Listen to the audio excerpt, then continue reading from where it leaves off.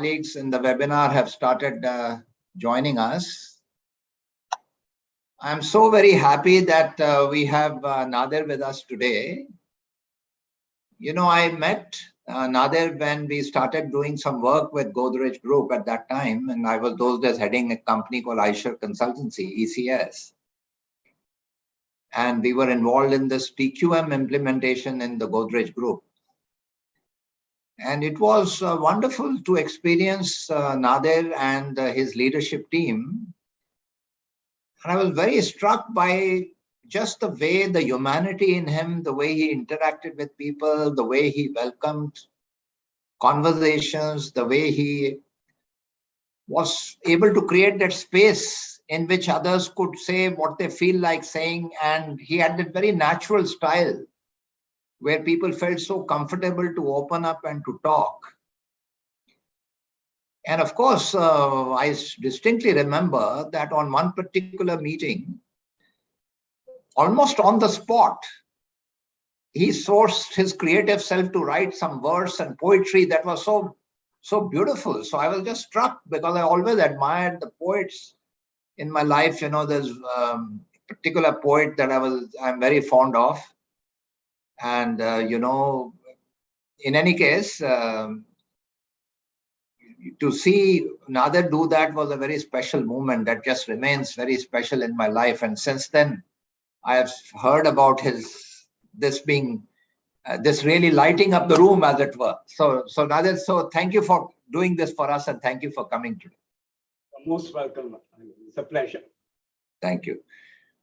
So may I request my fellow panelists, our students, to share on this particular theme for the self-leadership class, which is on, you know, channeling and transcending our fears to source creativity amongst ourselves. So Adarsh, would you like to go first? Sure, sir. Good evening and a very warm welcome, Nadir sir. We are thrilled to be part of this webinar. So we had a course on self-leadership taken by Anil sir. In one of the sessions, we discussed on the article written by author Devi Clark on what are the fears which are holding us back from being creative and how to beat them.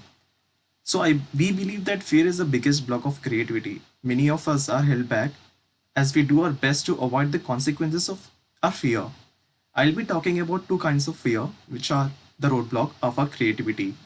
The fear of criticism. One of the common fear is fear of criticism. It can hurt to feel judged. It can leave us embarrassed, or worse, it can cut to the core. So this can be improved by having a mentor and some genuine friends who can give you feedback and regularly and how you can improve on them. Honest feedback from friends shouldn't be ignored. Fear of taking the first step. Starting is usually the hardest part of anything worthwhile. Before we start, the sense of anticipation gets our fear going without engaging with the real issues yet.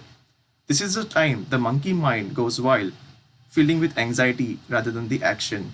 Or worse, the mind goes completely blank and we are frozen. We can improve this by developing a discipline to just start and not to worry about the end result. Fix a time and do it even if you feel it's not good. Thank you. Thank you. Pallavi Gupta, go next. Yes, adding on to what Adarsh said, I was always someone who thought that, okay, creativity is not for me. But I understood that it was usually because my thoughts saw creativity as just being good at art, something like sculpting, painting, which I personally wasn't. And any other form of art didn't just fit my criteria. So my fear started with thinking that, okay, I don't have a creative bone in my body at all.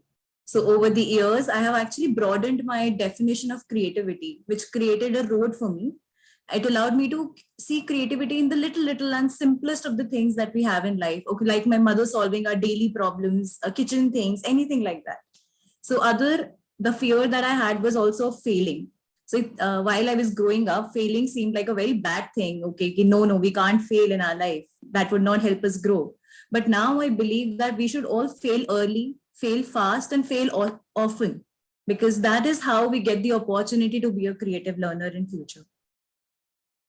Thank you, Pallavi. How about now the second Pallavi, Pallavi Punjabi? Good evening, sir. So I would just go on to talk about the two other fears that Adarsh and Pallavi did not cover. So when it comes to pushing ourselves artistically, fear can prevent us from experimenting and taking risks, as we're all aware of it. it results in stagnant work as well. So we are hesitant to try new things since the fear of being judged and fear of revealing yourself is constantly present. So these are the two fears that I'll be talking about. That is fear of revealing yourself and fear of being judged.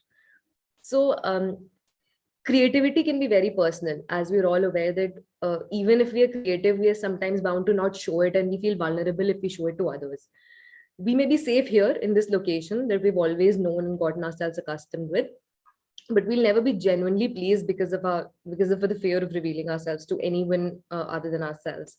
So what has helped me to examine this fear is to ask myself certain questions again and again when I'm fearful of revealing myself. Is what am I frightened of? Like what is the worst that can happen? What would I try if I knew I'd be successful? And what, even if I don't try, how would the world know? So these are the questions that make me overcome my fear and look ahead. Now, talking about fear of being judged, it can be painful to be judged. It can make us feel embarrassed, or in worst case scenarios, cut us to the core. So we've all had our feelings of being damaged by other people's emotions or opinions. We have this need of getting validated or anything. Any judgment disappoints us. So that they are meant to harm and might sometimes harm ourselves. So we may feel unappreciated or overloaded at times. So the one thing that keeps me going again here is that I know that I don't have to be perfect. So there is no beauty in perfection. There is beauty in challenge, adversity, and failure. I know it's easier said than done. So because due to the help of Anil sir's classes and the 5 pillars of soil that we've all inculcated in ourselves, I have taken one step at a time towards overcoming this fear of being judged. So that's about it. Thank you. Palak, you want to go next? Sure, sir. Good evening to one and all. For me, creativity is it goes beyond thinking, and it makes us aware of what is previously hidden, what was previously hidden within us, and helps us to point towards life, giving us a new perspective.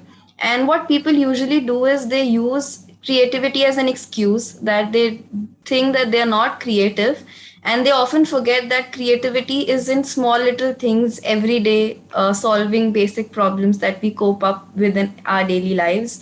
And one thing that after the session we have learned is to start calling our failures as experiments. We are testing ourselves in some of the little things, and we learn something out of it.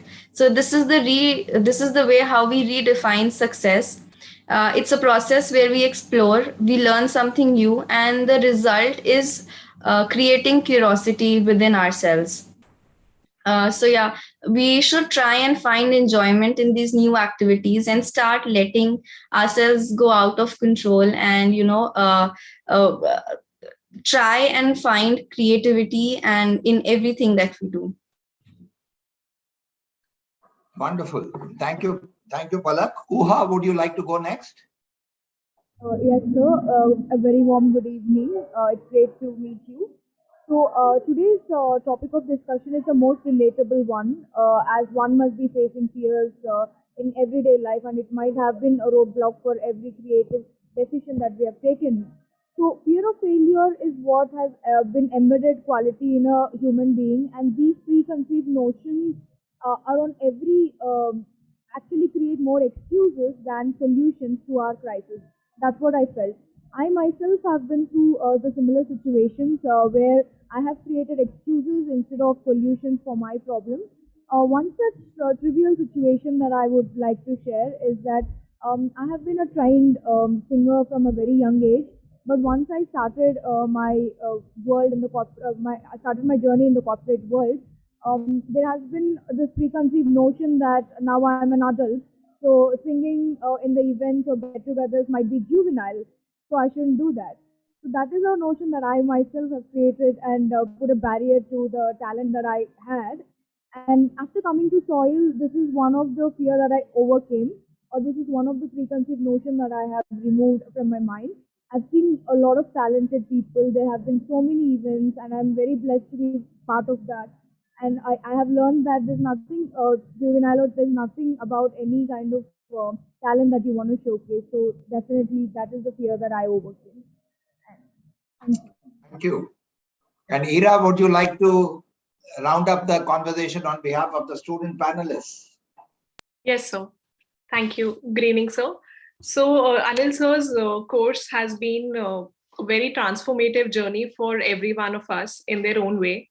And through this particular course on fear of creativity, we all kind of concluded that we must start by widening our definition of creativity and find ways to try out new things without reaping consequences of failure that are too big to cope with.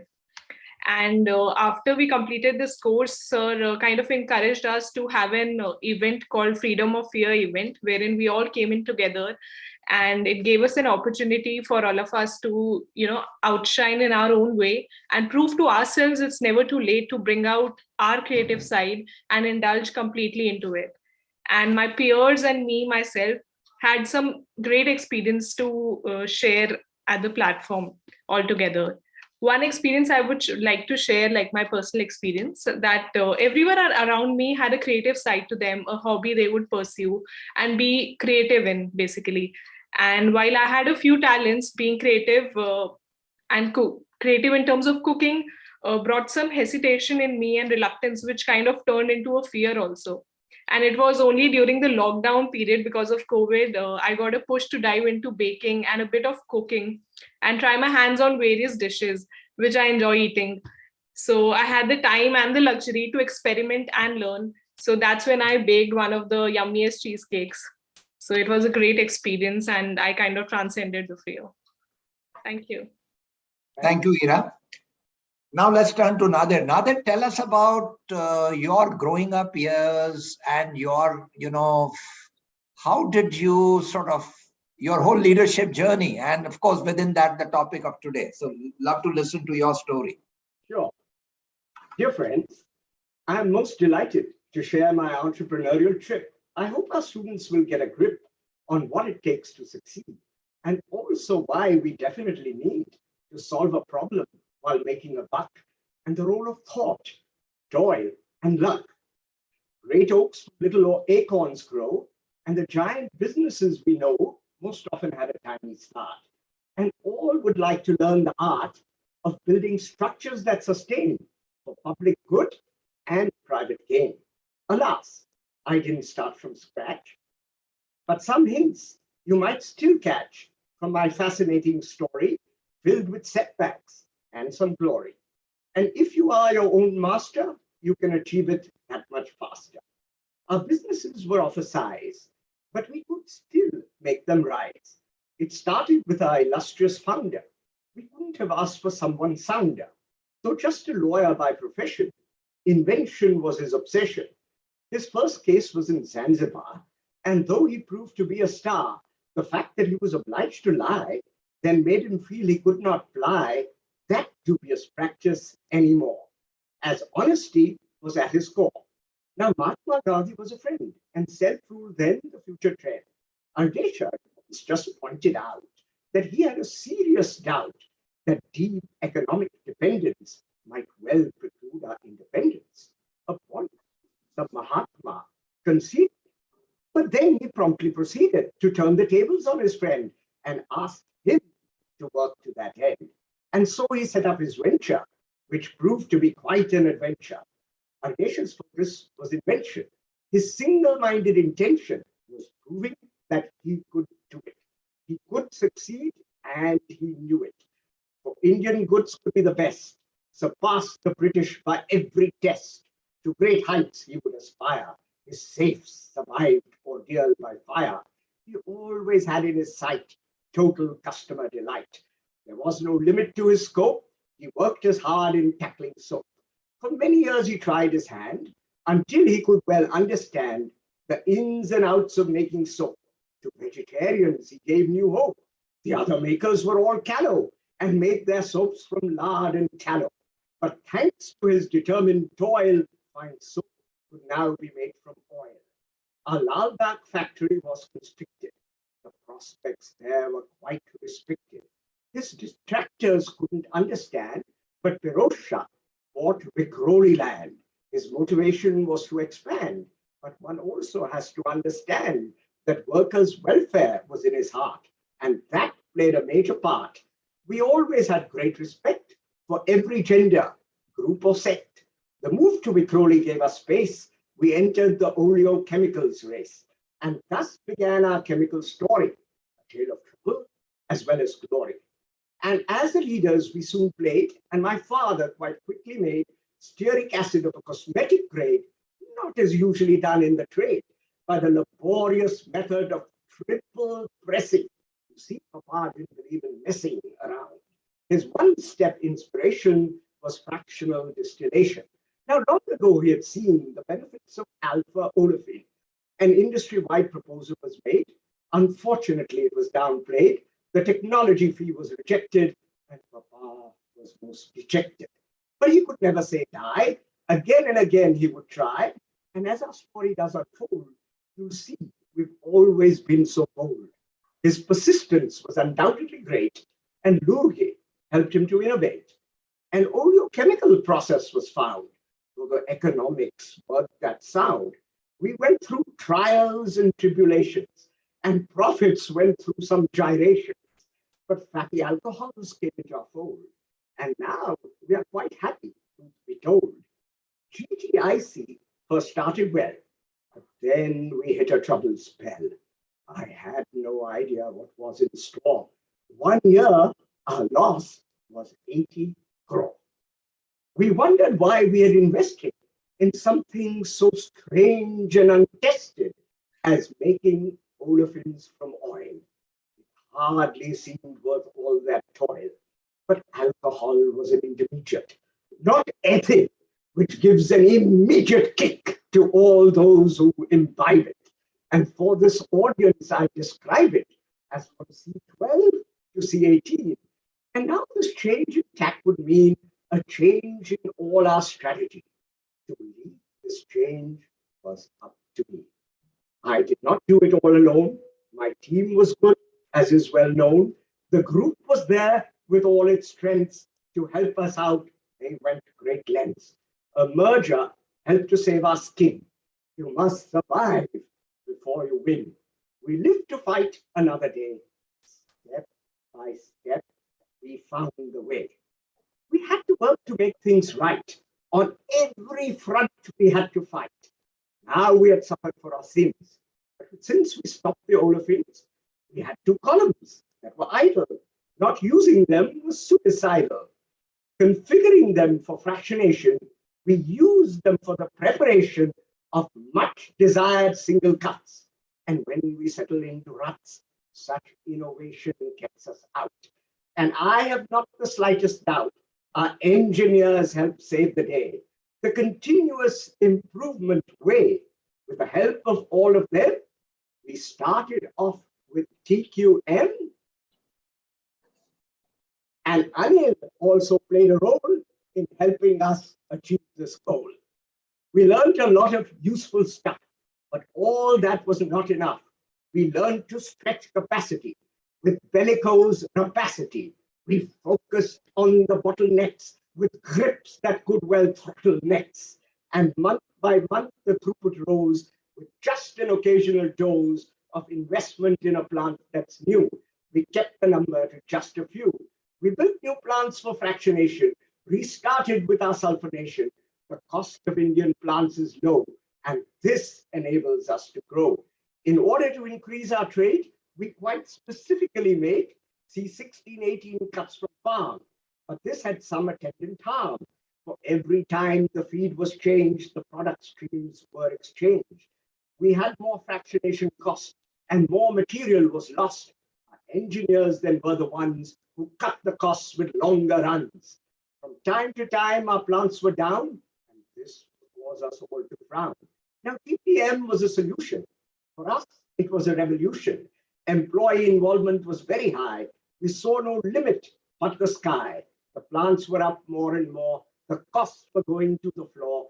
Everywhere the throughput rose, and we had a healthy dose of cutting costs everywhere. With energy, we took great care. Whatever saving was suggested, we evaluated and invested. And perfect customer delight then got us out of our plight. The catalyst was optimized, the throughput was maximized, and per ton costs were minimized. The profits were then supersized. And as the story does unfold, You see, we've always been most bold. Production wasn't the only story. Now marketing brought us some glory. In China, we could sell a lot. We liked the margins that we got. In Argentina and Brazil, our coffers we could slowly fill. Our annual customer survey enables us to whelp away to customers' recorded needs. We know that listening succeeds, but the needs that no one states, our marketing anticipates. Our people are our real strength. We know they'll go to any length, and any problem can be solved if all our people are involved. And every time we hit a low, by now we know how to grow. We face the facts and we own it. We've turned around and grown it. When Lehman's fall caused a rout, the economy was down and out. Our customers said there's no way we possibly could now pay the prices that we had agreed. We tried, but couldn't succeed in getting them to change their mind. And we were left in quite a bind. Our raw materials were now high priced. No matter how we sliced or diced, there was no way to make a buck, unless, of course, we were to chuck our contracts already signed. Some were tempted, but we opined our pillar of support was trust, and if it fell, we would go bust. We grit our teeth and bore the pain and lived to fight once again. Yes, we paid a heavy price, but all the same, it's very nice. Our suppliers go the extra mile. The story always makes me smile. Establishing trust will cause pain, but the reputation is a gain. Short-term thinking can't sustain, and that is why we should maintain every stakeholder's trust. This for us is a must. It had been a thrilling story with tragic times and fleeting glory. In the face of fear, we must be bold. In troubled times, we mustn't fold. Instead, we must always bet on agility, thought, and sweat, and never turn an eye that's blind. For if we own it, we do find the wonderful colleagues we select and whom we humbly show respect, rise to reach and every need. And against all odds, we do succeed. In earlier times, we could prevail if we achieved the ideal scale. But in the new digital world, a new paradigm is unfurled. But today's startup now expects the benefit of network effects. That is the biggest change I see for perfect growth policy. I'll share the vision that I see of business and society. In every kind of polity, the have-nots like equality. And often people think it's good to have someone like Robin Hood who creeps upon the rich with stealth and distributes unequal wealth. Someone is there who always panders. Just have a look at Bernie Sanders. And this was tried in many ways long ago in the Soviet days. It's true, disparities were small, although behind the Kremlin wall, officials lived a life of ease while the economy was on its knees. Before we start to distribute, someone else must contribute. And if you take what people make, they will then feel they have no stake. You can't be sure that they won't try. They won't produce, they'd rather die. And so, although equality is a desired quality, it can't replace our liberty. We can't produce unless we're free. And yet for years we couldn't see that a socialist society could not produce the goods we needed. And that is why most people heeded the message of free enterprise, a principle that's very wise. But why? We must understand the power of the invisible hand. Free enterprise is a guiding star, but we shouldn't let it go too far. There is a capitalistic strain that enthrones shareholder gain. And Milton Friedman could well see that the simplistic philosophy could lead to great efficiency. But where there's externality, capitalism, red in tooth and claw, can prove to be a dismal flaw. Correction can come from regulation or even self-remediation, as Adam Smith himself foresaw that business could address this flaw. It should be clearly understood. One can do well by doing good. Doing it smartly, we do better. So why not be the trendsetter? In capital, In capitalism's early days, we see social responsibility in some degree to dissipate the urban gloom of Cadbury. Lord Leverhulme then pioneered the company town. Some observers would surely frown at their extremely paternal attitude, but others might view it with gratitude. We should remember in that age, it compensated their lowly wage. From early days, we can see the links of business with society, which is a very simple thought. Without society's support, no business can truly thrive. It may struggle to survive.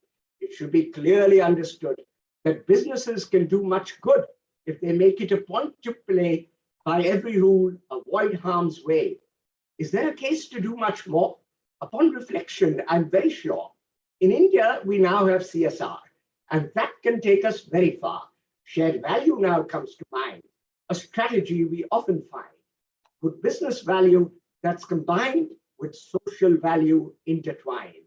And businesses have much to gain by doing good they sustain. Stakeholders tend to view them well. Good reputations help to sell. Employees think that this is fine. The government is more benign with companies that do no harm. So doing good has its charm. In my experience, I have found that environmentalism is sound. If you intelligently plan it, you can help to save the planet. Whether it's water or energy, with conservation, we can see that small investments save a lot. A high return is often got. The savings can be very nice, even without a carbon price, with energy that is green in the current Indian scene. Utility charges are so high that every time we choose to try sourcing energy that is green, significant savings can be seen. Several technologies now pass, like solar, wind, and biomass. And businesses should now make haste in reducing all their waste. Polluting waste is bad for health, but if we turn our waste to wealth, we never have to pay a price. Don't you think that's very nice? And clever ideas save the day. Instead of being forced to pay, if all your ideas can be bold, your wretched waste is turned to gold. A virtuous cycle can be built. Take problem solving to the hilt. When helping society is the aim, preposterously I will claim that businesses could do their best, collaborate with all the rest, by solving problems earn their trust. In a leery world, this is a must. This is the way to survive hostility, but also to thrive by finding solutions that we need. This is the way to best succeed. With the help of business, I foresee a helpful, thriving society. Unfortunately, what we see is a steep rise in inequality, but business can play a role in achieving any goal. Purpose can provide the drive, enable all of us to strive. Thank you. Wonderful. Nadir, you deserve a standing ovation. What a beautiful creation. Thank you. Amazing. We are getting, people are so inspired by every, so many of the audience are applauding your creativity and also the depth of what you just spoke. It's not just your creativity and the ability to write verse, but the substance of that and the key insights from that are so wonderful. Now, Nadir, tell us more. Tell us about your own life and how did you source this and what were the influences on you as you were growing up and where did you develop this? Right. Big influences on me were my parents. My father and my mother. They were both very different people. My father had a range of interests, and he got me interested in a wide range of things. He was fascinated by history, geography, politics, and of course, science. He had a PhD from Germany. He lived in Nazi Germany, so he knew what Nazis were. He was in Germany from 1933 to 1939. And so he always made me appreciate liberty and not believe in exclusive thinking. Unfortunately, all over the world, we are seeing these trends which got the Nazis into such bad trouble, spreading all over the world. And my father had always told me to strongly resist that. I hope all of us do that and don't fall for this trap. So he got me interested in a range of things. And he also liked to link facts, history with geography, uh, puzzles with history, and everything became very memorable by this kind of linkage. And I tried to have a very broad range of interests. My mother was a very different person. She was a teacher. She believed in complete equality of all people, complete equality of all students. She, like you do, she believed in students learning freely, learning by doing. I used to go to her class, and the class was full of noise. She would give assignments at the beginning of the week, and the assignments had to be given in by the back of the week. They could work on the assignments in the classroom. The children could collaborate with whoever they wanted in the class. They were free to come up to her to ask a question at any time, but they were not obliged to do that. There was a lot of peer learning, and there were a lot of assignments in which they had to go and do things, write letters, interview people. So she really believed in learning by doing. And I also believe that's important. And as all of you have learned, that failure is a very good way of learning, and overcome your fears of failing. As you said, treat failure as an experiment and never hesitate to experiment, because experimentation is how you learn. So these are the things I learned from my mother and father. And I had a few external heroes. One famous person I share a birthday with, and I couldn't find any other famous person I share a birthday with, but this is someone I share a lot with. It's Antoine Laurent Lavoisier, the father of chemistry. He was a Frenchman, and I am extremely interested in French. I'm a fluent French speaker. I'm the president of the Alliance Française de Bombay. And so I'm very intrigued that I share a birthday with Lavoisier, who's both a chemist like me, and he's a Frenchman, and I'm very greatly interested in France, because France was the place where you had the French Revolution, and the concept of equality, liberty, and fraternity. The socialists always believe in equality. The conservatives always believe in liberty. And as one wisecrack said, everyone forgets fraternity. And that's the most important of the three. So pay some respect to equality, some respect to liberty, but pay a lot of respect to fraternity. And that will make you very, very successful. How wonderful. The influences on my life. Another very interesting thing about Lavoisier was one of his famous students was Eleuthère Irénée de Dupont. He and Lavoisier made gunpowder for the French government. Dupont then went to America and started the Dupont Company. So Lavoisier not only was a theoretical chemist, he also was, in a sense, the founder of the chemical industry. How wonderful. And now I'll also request the audience to start typing their questions in the Q&A box to learn from your journey. But meanwhile, let me start by asking the first question also, Nader, in addition to what I asked. You know, you went to IIT Mumbai, and then you went to MIT, then Stanford, then Harvard. So you have studied in some very wonderful and unique institutions. Now, any particular experience during your education which stands out, which built this, the person that you are? Anything that you want to recall as special? Yes, at each of these institutes, there were lots of things that I learned. At IIT, I got a very strong foundation. And at MIT,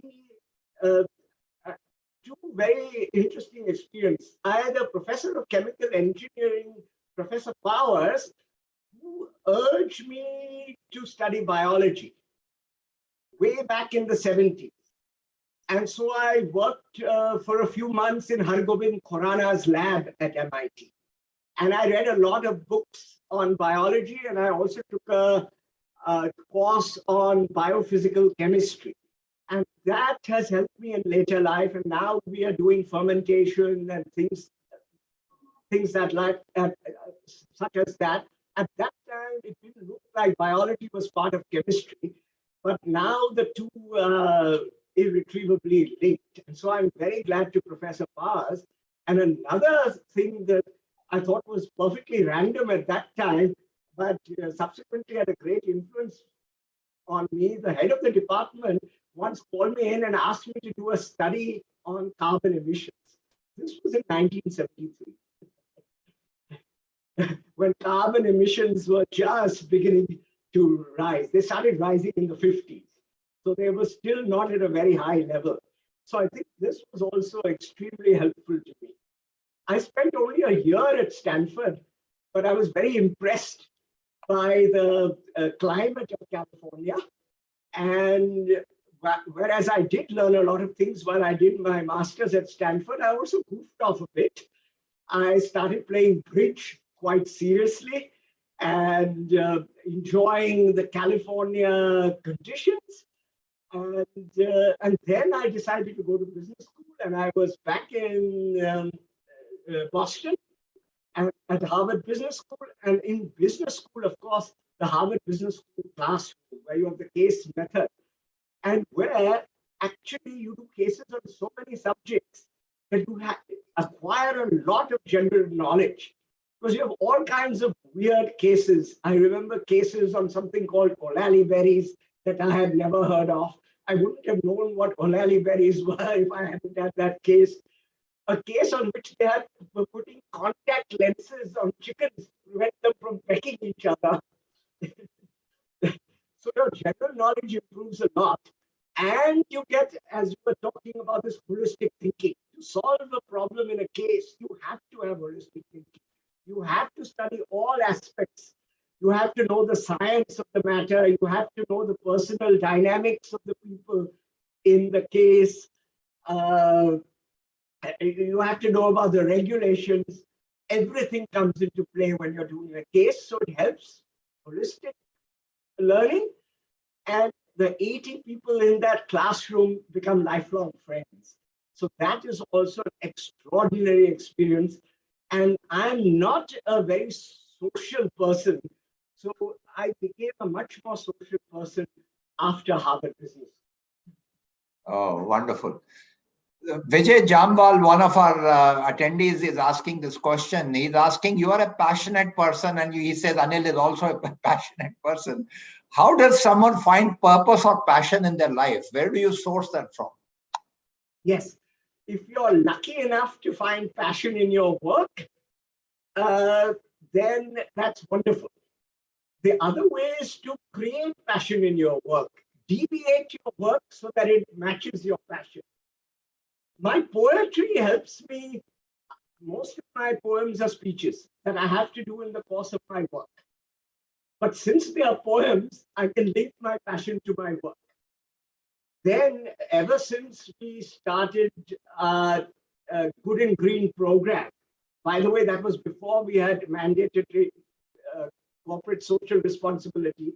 We started in 2010. That brought a lot of passion to the whole organization. And by linking it to the business, it helps the business, it brings in passion, and you try and divert the business to do social good, which always brings passion. So try and divert your business to something that gives you passion, and otherwise bring passion into your hobbies. Or best of all, have passion in your hobbies, passion in your business, passion in all your life. If you already don't doing things you're passionate about, try and become passionate about the things you're doing. Wonderful. Wonderful. Here is a question from one of the colleagues, Ravi, who's asking this Madhikesi. So Ravi Madhikesi is asking, as a business leader, how do you convert fear to experiment among your employees to design new products and processes for business growth? So how do you channel, because you also champion R&D in your organization over time. So how do you channel their fears towards this? Yes, we try to keep an environment in which there isn't much fear. And we have found that we don't do a lot of fundamental R&D, and usually most of the projects succeed. Very interesting outcomes come at it, but they are not big fundamental changes.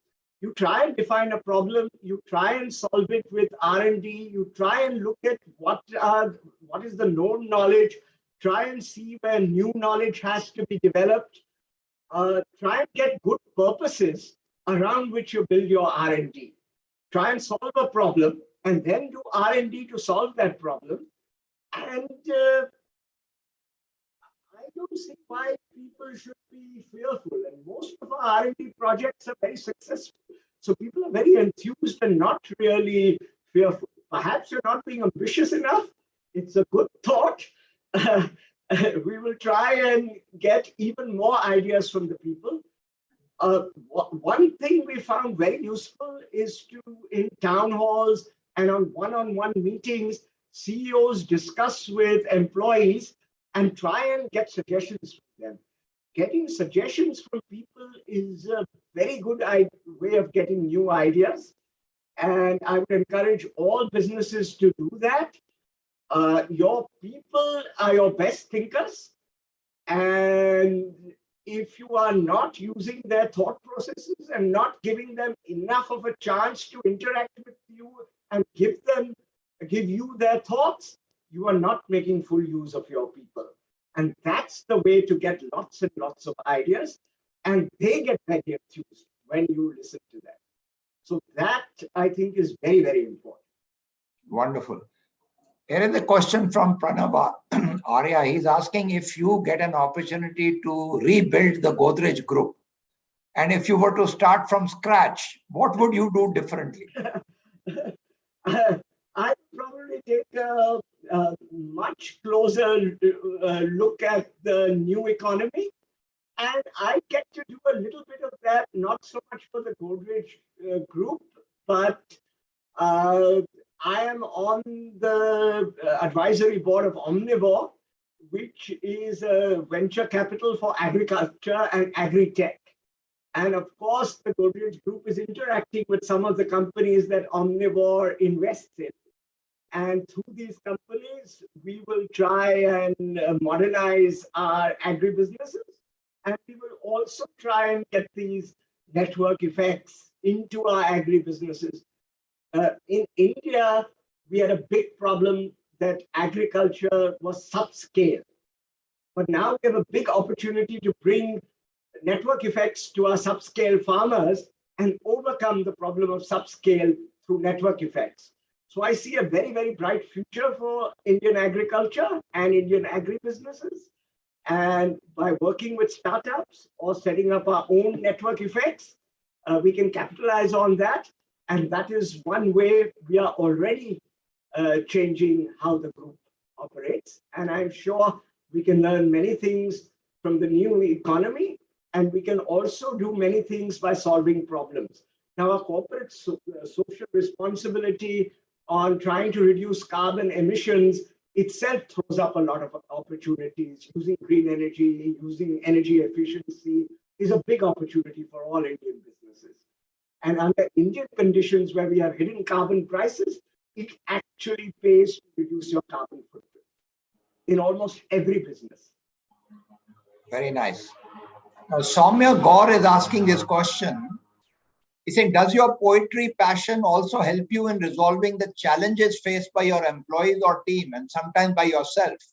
Also, as a business leader, how can you keep yourself calm whenever the things or projects are not going as per track? Right. I have always been an extremely positive person. And even when I was very young, my father always used to quote the philosopher Albert, I think his first name was Albert Comte, who said, in every way, on every day, in every way, I am getting better and better. He quoted to me this as a child. I started believing it, and so I never get depressed. Even during the time when we had the huge crisis in our chemical business and had a huge loss, I was never depressed. And it is very important to fight depression. It is very important to realize that any problem can be solved. If you don't have the resources yourself, rely on other people for resources. Inside your organization, you will always have the resources you need to solve your problems. Just reach out to the people, ask them. When we went through these problems, we had lots of meetings. We listened to suggestions from everybody, and invariably we got good suggestions. So don't give in to depression. Of course, you have to work hard, and of course, you have to talk to everybody. And of course, you have to go outside also to find solutions. There are lots of consultants who can help you. Go to consultants who only charge you a contingency fee, who only charge you a fee if they deliver, and there will be solutions. So never, never despair. In any situation, don't despair. Either find solutions within your organization or go to a mentor. People like Pradeep Malik will always give you good advice if you go to them. And there will be many people like that, but never, never despair. And if for any reason you have a depressive mental disorder, please get treatment and try and be very positive. It's very important to get enough sleep. Never get stressed out. If you're getting stressed out, relax. Either meditate or go to sleep or do something fun for a little while and postpone your problem to the next day. So avoid stress, be positive, all your problems will be solved. Wonderful. Sai Srinivas Reddy is asking a question. He says, Wikipedia says you also speak Russian quite well. So any particular place for Russia in your heart? Yes, I did study Russian and I once could speak it, but I've forgotten it. I studied Russian at the House of Soviet Culture, and the part of my poetic career was also launched because of that. We were doing business with the Soviet Union, and I went to the Soviet Union to do business, and I spoke Russian while I was there. But after the Soviet Union collapsed, or the rupee trade with the Soviet Union sort of disappeared, I stopped going to the Soviet Union and forgot a lot of my Russian. But there was a funny incident which connects with my poetry. My teacher, Lyudmila Sergeyevna, once said that they were going to have a function to celebrate the birth anniversary of Pushkin, the famous Russian novelist. And he wrote this novel Evgeny Onegin, or Eugene Onegin, which is entirely in verse, in a kind of verse called Pushkin sonnets, which I use. And at that time, Vikram Seth wrote Golden Gate in Pushkin sonnets. And I read an article in Span magazine about how Vikram Seth read two translations of Evgeny Onegin, one by Nabokov in blank verse, and another by Charles Johnston in Pushkin sonnets in English. Pushkin sonnets in English. Pushkin sonnets have a very unusual rhyming scheme, and I've written quite a few. My favorite poems are Pushkin sonnets. So I wrote a poem on the influence of Pushkin on Vikram Seth for that meeting, and Nissim Ezekiel was the chief guest, and he was very intrigued by this. Then I used to interact with him, and after that I wrote more and more poetry, and I am eternally grateful for my Russian teacher and Vikram Seth for introducing me to Pushkin sonnets. And I've had a lot of interactions with Vikram Seth over the years, and he's become a good friend. And besides poetry, we also share a passion for linguistics and mathematical puzzles. Surprisingly, he's very interested in mathematical puzzles. I will send you a copy of the poem I wrote about a trip I had through the clubs of Bombay with Vikram Singh. Wonderful. Vinay Kaul, a former colleague from the Tata Group where I started my career, is asking that how do you encourage your people who work with you and your employees to share their failures? Because in most companies, people hide their failures. So how do you do that in your own organization? We try to make sure that we don't punish failure, and we try to stress when people share their failures, you should only ask them about their learnings. That's the way, as all your people have already learned, that failure should be treated as experiments. In science, there's no such thing as a successful experiment and a failed experiment. A negative observation is a learning. And accidental observations in science have been quite amazing. I've always been fascinated by accidental observations in science. Alexander Fleming was trying to make the best culture for East, and he found that one culture didn't work. Everything, all the bacteria that he was trying to culture died. So did he say that that was a failure? He says, why did they die? And he discovered penicillin, an antibiotic. He was trying to make a culture to grow bacteria, but he found something that killed bacteria. Marie Curie was trying to isolate radium, and she did lots and lots of experiments, and then there was something left in her crucible, and she couldn't measure it. And she thought she had failed. And she went home. And then she realized that she had forgotten to turn off some things in the laboratory. She came in the middle of the night to the laboratory, and the laboratory was glowing because in her crucible, there was immeasurably tiny quantity of radium which had lit up the whole laboratory. So she realized that she had produced radium, a total accident. So not only can you learn by failures, sometimes your failure can be a great discovery. So try and learn what is the great negative learning you've got from your failure. Wonderful. Divya Gupta is asking a question. What innovative products you would like to bet on for the future entrepreneurs to work on in agriculture industry? I think products that help farmers network, that's already happening.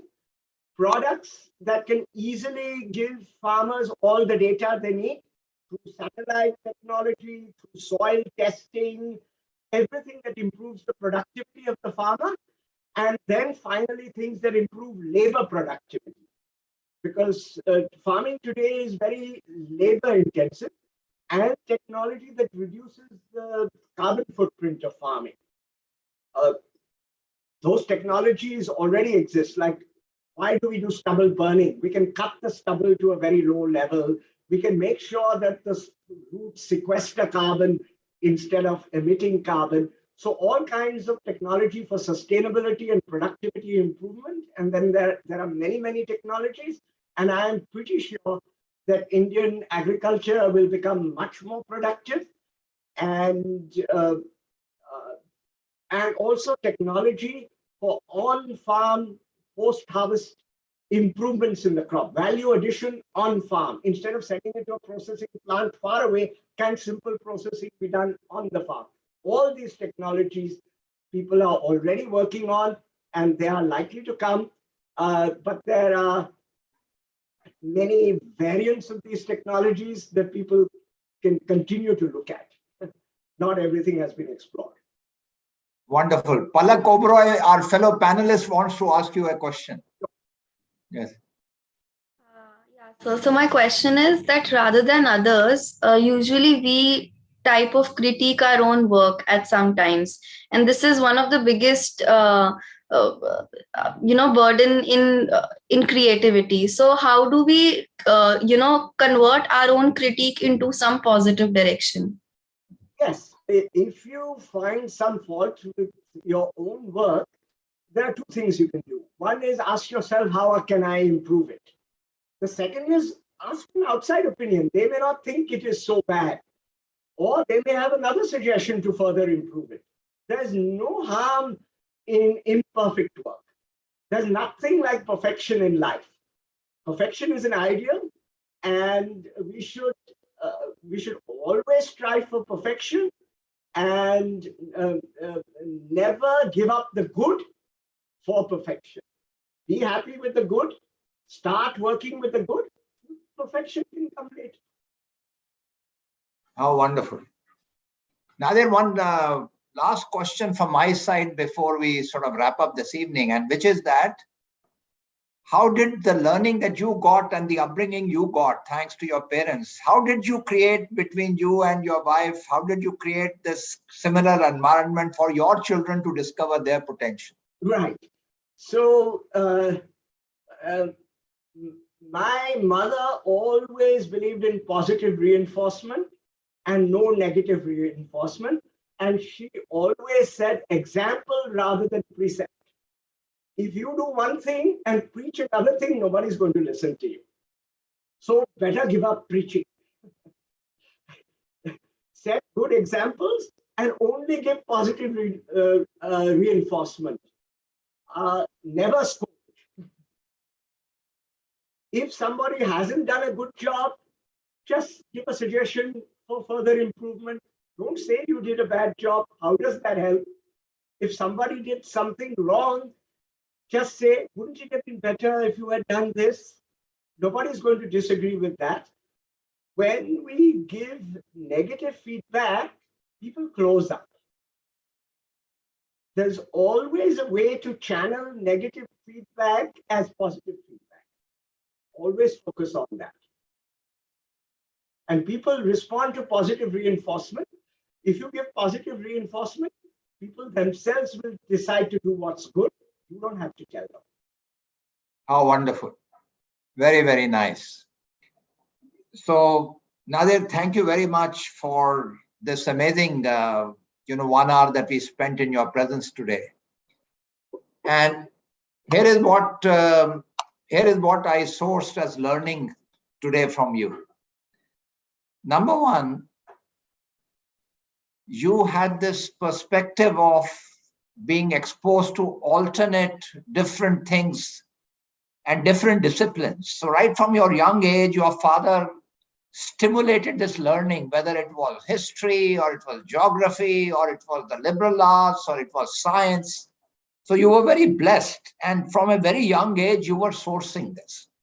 And your mother created this environment in which you felt not just appreciated, but you felt like doing things which came to you very naturally, and you explored. Right from the beginning, you were an explorer. And the second thing I learned from you is that you have a deep sense of gratitude for what you have been given. You expressed your gratitude, whether it was when you were in Russia and there was a trigger for you to take to poetry, or whether it was in France and how the love for the local language and the culture inspired, and you have that gratitude. You have a gratitude for what IIT Mumbai gave to you as a foundation, also for the time you spent in MIT, including your professor who said, you should learn something in biology, even though you were, doing work on the chemical side. So it was something very interesting. And the birthday that you have with the wonderful discoverer, in chemistry, and you express gratitude for that as well. So right through, we experienced that. Then also, you said something very, very powerful. You got one learning. Whenever you feel down and you feel that something has not worked out and you're feeling low, the sense comes to you that is making you a better person. Every day is an opportunity to become better. And I remember this dialogue with His Holiness the Dalai Lama that we had with a group of leaders. And His Holiness said to us, every day when you ask yourself the question, how can I become a better person today? How can I learn? You are creating inner wealth. And He said, never be satisfied with the amount of inner wealth that you have. And He said, when you are learning every day, whatever you get in result of that, as a result of that endeavor, is outer wealth. Wonderful. Be always satisfied with the amount of outer wealth. And that's what I have experienced in you, Nadir. Every day as an opportunity to make a difference. Every day you do that. And the way you encourage people to say openly, to say, if I'm feeling this sense that I'm getting into a depression, heal yourself, treat yourself with this philosophy. And if necessary, don't be shy of seeking professional help. I think during this pandemic, so many of us have experienced these low points, and that's very, very good encouragement. And, just to see you in action, do all this, bring your whole heart to yourself. And therefore, you said, develop that sense of what you are good at and what you are trying to do in terms of serving the higher good. And that will give you a sense of purpose. But if you don't discover that sense of something special that you are doing, then begin to enjoy whatever you are doing today. Find purpose in that. I think what a beautiful thing you said today. And Nadir, and of course, the poetry that you read out in the beginning, I mean, that was such a beautiful experience for all of us. And everybody is so stimulated by that. So thank you very much for coming this evening. We are deeply grateful for you. Thank you. Thank you, Anil. It was a great pleasure. And thank you for all the wonderful things you do. Yeah. Thank you. Thank you very much. Anil, I am a great admirer of yours. And my wife has had listened to many of these sessions, and she's an even greater admirer of you. Thank you very much. Thank you. Thank you.